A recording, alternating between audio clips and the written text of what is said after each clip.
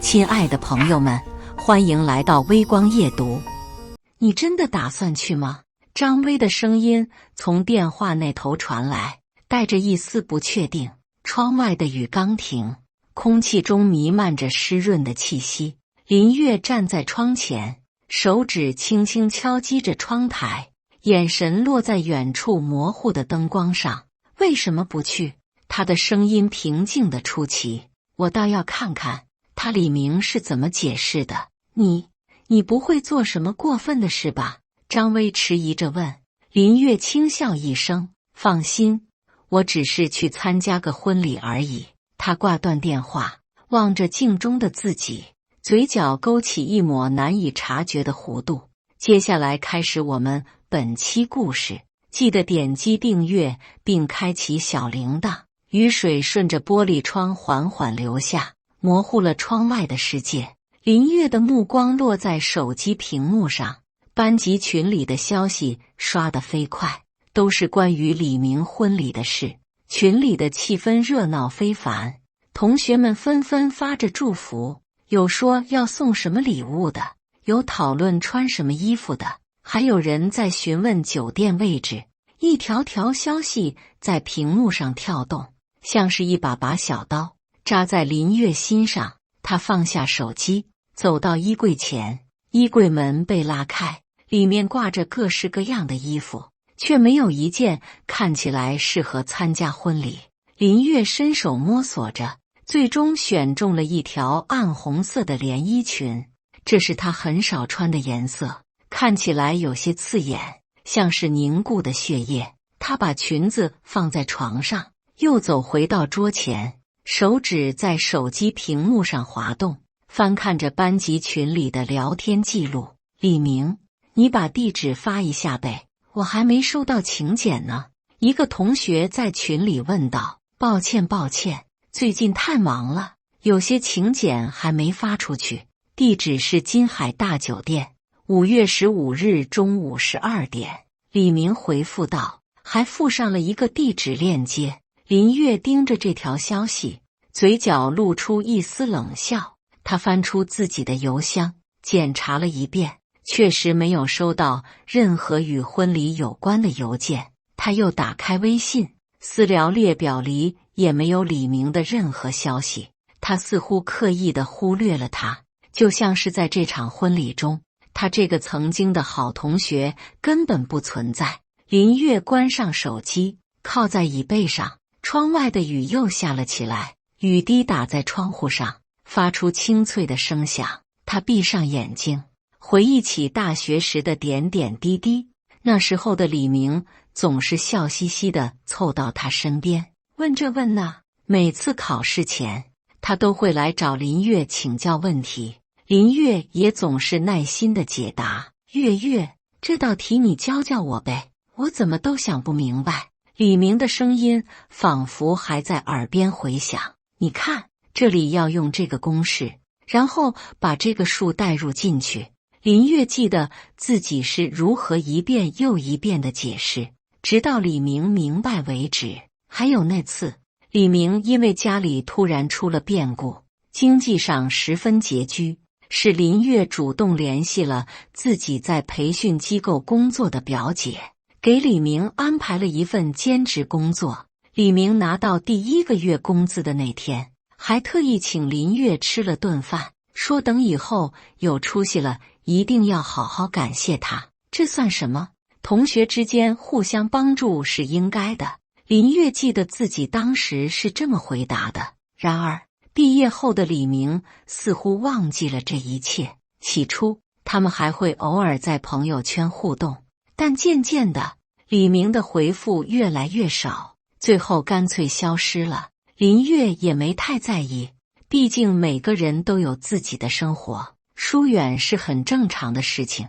但现在，当李明要结婚，却连一个邀请都没有的时候，林月不得不重新审视这段友谊。手机突然震动起来，是张薇的电话。月，你看群里了吗？李明那个混蛋居然没给你发请柬。张薇的声音充满了愤怒，这也太不够意思了吧！你当年可是帮了他不少忙啊。林月握紧了手机，声音却异常平静。看到了，我真想现在就在群里骂他一顿，让大家都知道他是个忘恩负义的家伙。张薇气愤地说：别，先等等看。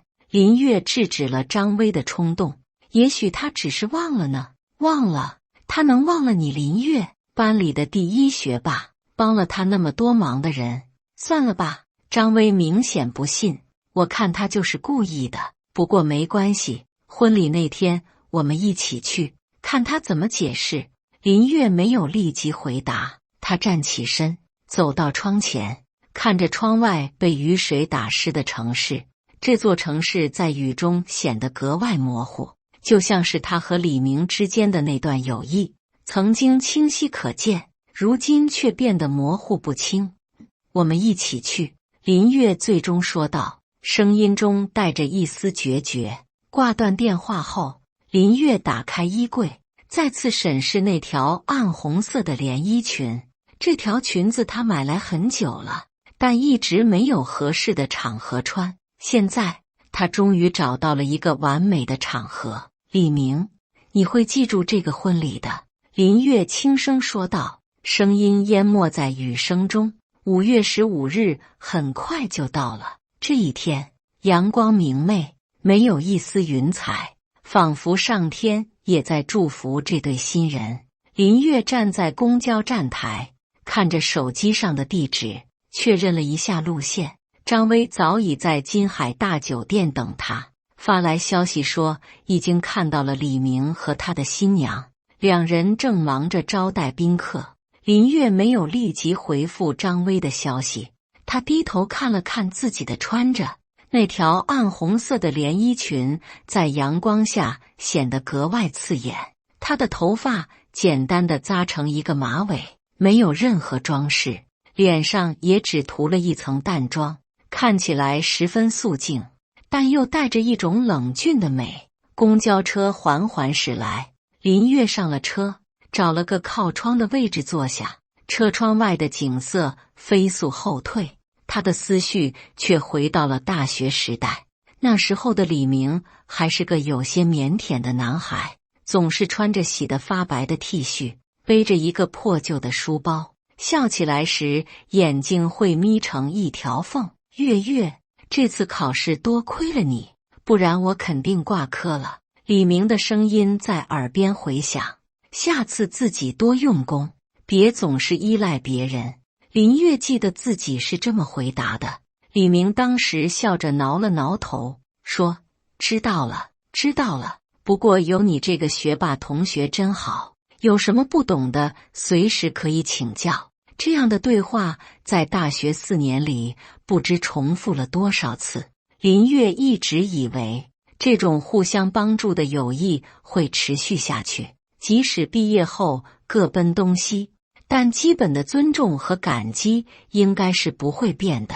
然而，李明的所作所为却让他彻底失望了。公交车在金海大酒店附近的站点停了下来，林月下车，抬头看了看眼前的大酒店，它高耸入云，玻璃幕墙在阳光下闪闪发光，像是一座水晶宫殿。酒店门口停满了各式各样的豪车，宾客们穿着华丽的服装，三三两两地走进酒店。林月站在人群之外，突然感到一阵格格不入。他深吸一口气，整理了一下衣服，大步走向酒店入口。门口的接待人员看了他一眼，礼貌地询问是否参加婚礼。林月点点头，报上李明的名字，就被引导到了婚礼现场。婚礼厅布置得相当简朴，没有太多的装饰，只是在主舞台上摆了一些鲜花和气球。林月环顾四周，发现已经有不少同学到场了，他们三五成群地站在一起，有说有笑。张薇一眼就看到了林月，立即朝他走来。月月，你终于来了。张薇拉着林月的手，神色有些激动。你知道吗？李明看到我来的时候，第一句话就是问你会不会来。我看他脸色都变了。林月微微一笑，眼神却冷得像冰。是吗？那他应该更担心了。你打算怎么做？张薇好奇地问。林月没有回答，他的目光落在了婚礼厅的一角，那里有一套简易的音响设备。他若有所思地看了一会儿，然后转向张薇。先不说这个，新娘是什么样的人？哦，新娘啊，叫陈小雪，据说是李明在工作后认识的，好像是个挺温柔的女孩，长得也不错。张薇压低声音，不过听说家里条件一般，这婚礼看起来也办得挺简单的。林月点点头，没有说话。他注意到婚礼厅中央的舞台上，麦克风似乎有些问题，声音断断续续的。工作人员正在调试。婚礼什么时候开始？林月问道。再过半小时吧。李明和新娘现在在化妆室准备呢。张薇回答。林月点点头，说：我去洗手间。张薇看着林月离开的背影，总觉得今天的林月有些不同，但又说不上来哪里不同。她只是隐约感觉到今天的婚礼可能不会那么平静。林月并没有去洗手间，而是绕到了婚礼厅的后方，那里是控制音响和灯光的地方。一个年轻的工作人员正在调试设备，看起来有些手忙脚乱。需要帮忙吗？林月走上前，微笑着问道。工作人员抬头看了他一眼，有些惊讶。你懂这个？我学过一点。林月随口说道。主要是麦克风的问题吧？我看声音时大时小的。工作人员点点头。是啊，也不知道怎么回事，明明之前测试的时候都好好的，现在突然就有问题了。让我看看。林月自然地接过工作人员手中的控制板，装模作样地检查起来。他注意到控制板上有一个音量调节旋钮，旁边还有一个反馈抑制的开关。他假装调整了一下，实际上却把反馈抑制给关闭了，并且将麦克风的灵敏度调到了最高。试试看，应该好一点了。林月把控制板还给工作人员，工作人员接过控制板，对着麦克风测试了一下，声音确实平稳了许多。他感激地看了林月一眼。谢谢你，真的帮了大忙。不客气，婚礼顺利就好。林月微笑着说，然后转身离开。当他回到婚礼厅时，发现李明和新娘已经出现在了现场，正在和宾客们打招呼。李明穿着一套黑色的西装，看起来比大学时成熟了许多，但眉宇间的那种圆滑和算计却更加明显了。新娘陈雪穿着一件简单的白色婚纱，看起来端庄而优雅，脸上带着幸福的微笑。林月站在角落里，没有立即上前。他看着李明和陈雪挨个和宾客握手，脸上堆满了笑容。终于，李明的目光扫过来，看到了站在角落里的林月。那一刻，林月清楚地看到了李明脸上的表情变化，先是惊讶，然后是慌乱，最后强装镇定。李明犹豫了一下，还是朝林月走了过来，脸上挂着尴尬的笑容。月月，你来啦，真是不好意思，请柬的事情不用解释，我理解的。林月打断了李明的话，脸上露出一个意味深长的笑容。毕竟，我们只是普通同学而已，不是吗？李明的表情更加尴尬了，他张了张嘴，似乎想说什么，但最终还是没有说出口。就在这时，新娘陈雪也走了过来，好奇地看着林月。这位是？陈雪问道。李明连忙介绍，这是我大学同学林月。你好，久仰大名了。林月伸出手与陈雪握了握。李明在大学里经常提起你，这句话明显是个善意的谎言。因为李明在大学时并不认识陈雪，但这句话却让陈雪的眼睛亮了起来。她高兴地说：“真的吗？他都说些什么？”李明的表情变得更加难看，他急忙打断道：“哎呀，都是些无聊的事情，不值一提。对了，婚礼马上就要开始了，我们得去准备一下。”说完，他拉着陈雪匆匆离开。林月站在原地，看着两人的背影，脸上的笑容渐渐消失。婚礼正式开始了，李明和陈雪站在舞台中央，身后是一个大屏幕，上面放映着两人的照片。主持人开始讲述两人的爱情故事，说他们是如何相遇、相知、相爱，最终决定携手一生。台下的宾客们都被这浪漫的故事所感动，不时发出赞叹声。林月坐在角落里，面无表情地看着这一切。他注意到李明时不时地朝他这边瞟来，眼神中带着一丝不安。他知道李明是在担心他会做出什么事情来破坏婚礼，但他什么都没做，只是安静地坐在那里。这种沉默反而让李明更加不安。终于到了交换戒指的环节，主持人请李明说出他对陈雪的誓言。李明拿起麦克风，深情地看着陈小雪，开始说道：“小雪，遇见你是我最大的幸运。”就在这时，麦克风突然发出一阵刺耳的尖笑声，声音之大让在场的所有人都捂住了耳朵。李明慌乱地松开麦克风，麦克风掉在地上，发出更加刺耳的声音。工作人员急忙跑上来，想要调整音响设备，但情况却越来越糟糕。李明的脸色变得极为难看，他看了看尴尬的现场，又看了看坐在角落里的林月。林月的脸上依然没有什么表情，但眼神中却带着一丝戏谑。李明似乎意识到了什么，他对工作人员说了几句话，然后匆匆走下舞台，朝林月走来。“是你搞的鬼吧？”李明压低声音，咬牙切齿地问。林月抬头看了他一眼，声音平静得出奇：“我不知道你在说什么，别装了，我知道你是故意的，你就是因为我没给你发请柬，所以来捣乱的，对不对？”李明的声音越来越激动。林月站起身，与李明面对面，他微微一笑，说：“李明，你不觉得自己太看重自己了吗？我为什么要因为你没给我发请柬而生气？我们只是普通同学而已，不是吗？”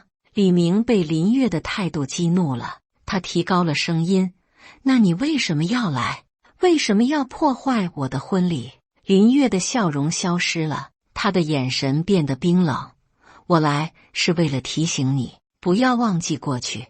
你似乎很快就忘记了大学时我是如何帮助你的，也忘记了你曾经说过的那些感谢的话。但没关系，我不在乎这些，我只是想看看当年那个嘴上说着永远不会忘记的李明，现在变成了什么样子。”李明被林月的话噎住了，他张了张嘴，却说不出反驳的话来。就在这时，音响设备的问题终于解决了，主持人宣布婚礼继续进行。“李明，去完成你的婚礼吧。”林月淡淡地说。“不用担心，我不会再做什么了。”李明盯着林月看了一会儿，似乎在判断他的话是否可信。最终，他转身离开，回到了舞台上。婚礼继续进行，李明和陈雪交换了戒指，在众人的祝福声中完成了仪式。林月坐回座位，看着台上的一切，心情复杂。他本来想给李明一个更大的教训，但看到陈雪脸上真诚的幸福笑容，他突然觉得没有必要了。毕竟今天是他们的大日子，而他只是一个过去的同学而已。婚礼结束后，宾客们移步到宴会厅，开始享用婚宴。林月坐在张薇旁边，心不在焉地吃着菜。刚才怎么回事？麦克风怎么突然出问题了？张薇好奇地问。林月淡淡一笑，可能是设备老化了吧。张薇狐疑地看了林月一眼，但没有继续追问。他知道林月不是那种会轻易告诉别人自己想法的人。就在这时，陈雪突然出现在他们桌前，她身上的婚纱已经换成了一件简单的白色连衣裙，看起来更加随意了。林月，能借一步说话吗？陈雪微笑着问。林月有些意外，但还是点点头，跟着陈雪走到了宴会厅的一角。谢谢你能来参加我们的婚礼。陈雪开门见山地说，我知道请柬的事情是明的错，他应该亲自邀请你的。林月没有说话，只是静静地看着陈雪。陈雪继续说道，明跟我提起过你，说你是他大学时最好的朋友，帮了他很多忙，他一直很感激你，只是不善于表达。林月冷笑一声，他是这么说的，那为什么不给我发请柬？陈雪的表情有些尴尬。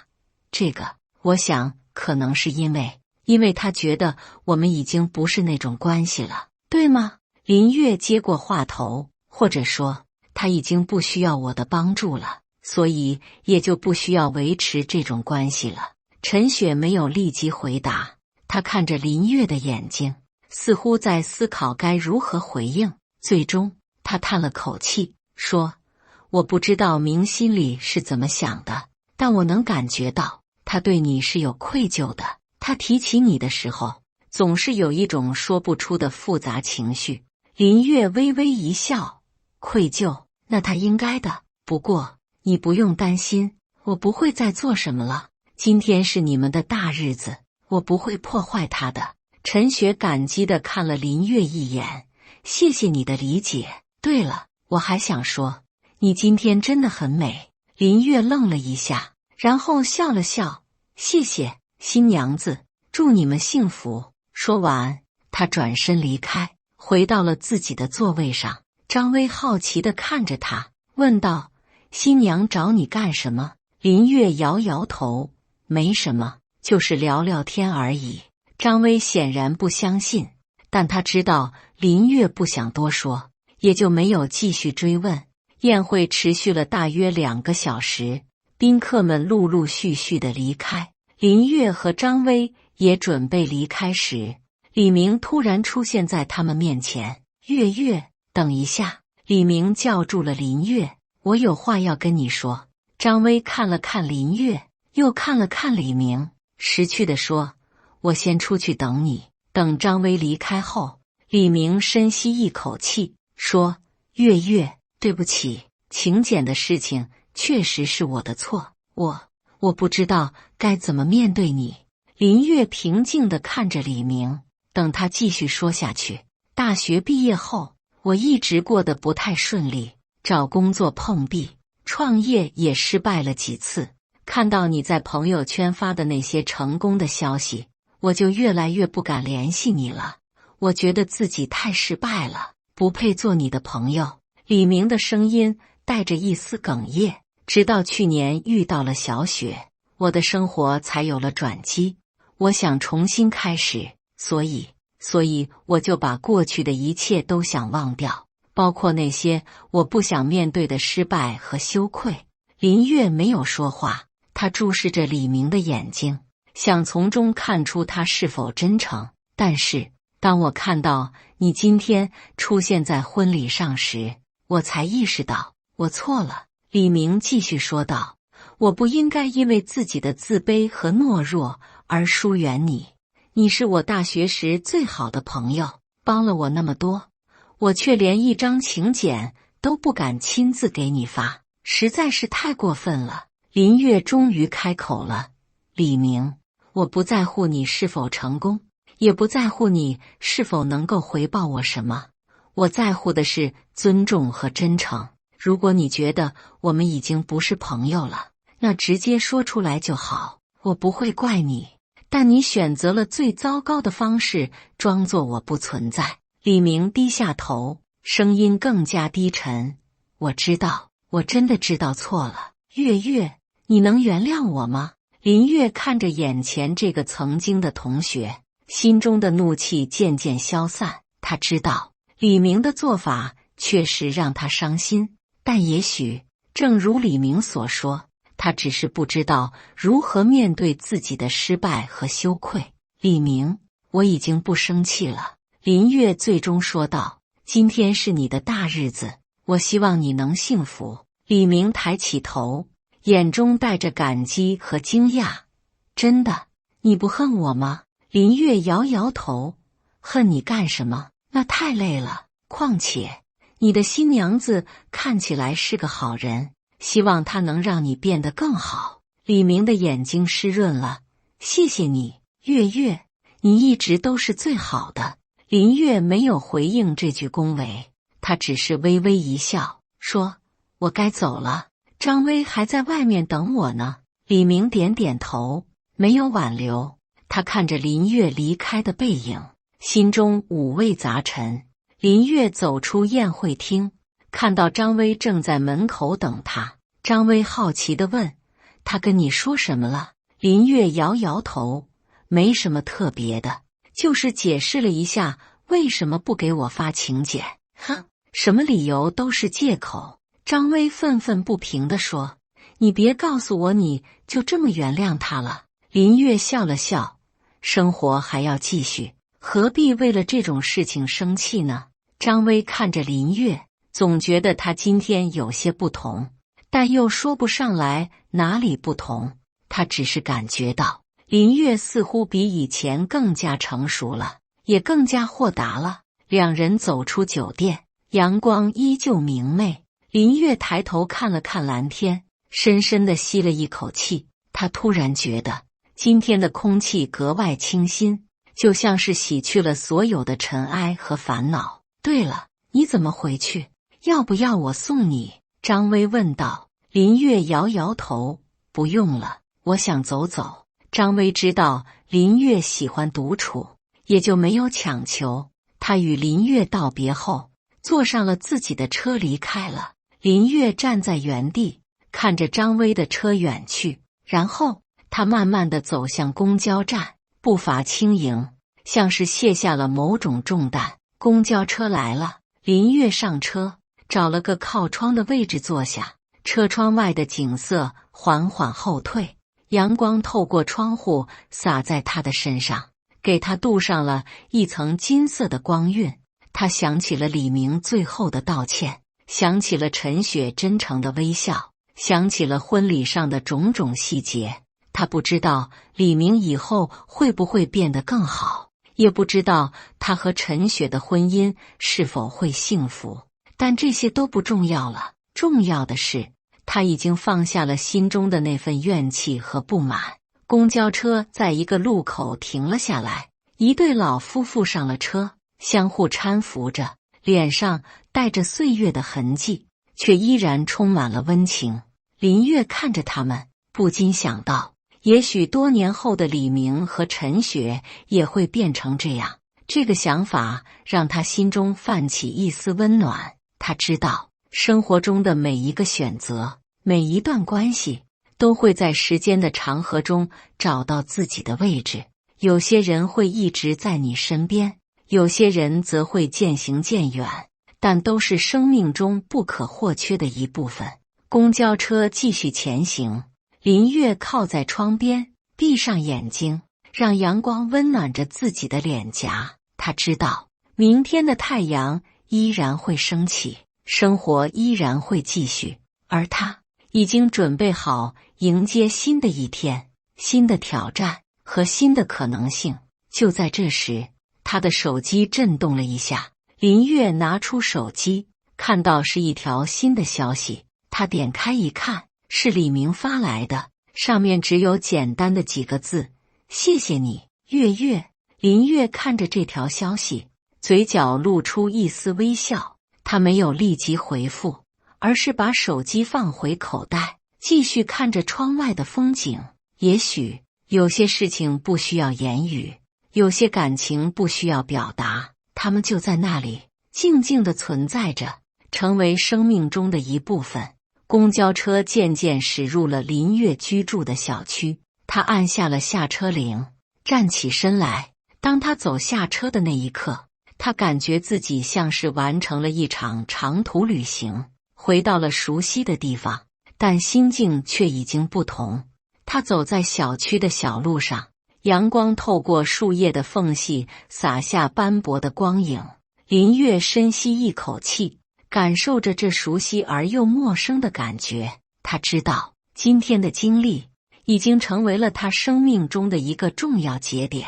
他提醒着他，人生路上每一段关系都值得珍惜，但也不必执着于已经走远的人。回到家，林月换下那件暗红色的连衣裙，穿上舒适的家居服。她站在镜子前，看着镜中的自己，嘴角不自觉地勾起一丝微笑。李明，祝你幸福，她轻声说道，声音融入了午后的阳光中，像是一个无声的祝福，飘向远方。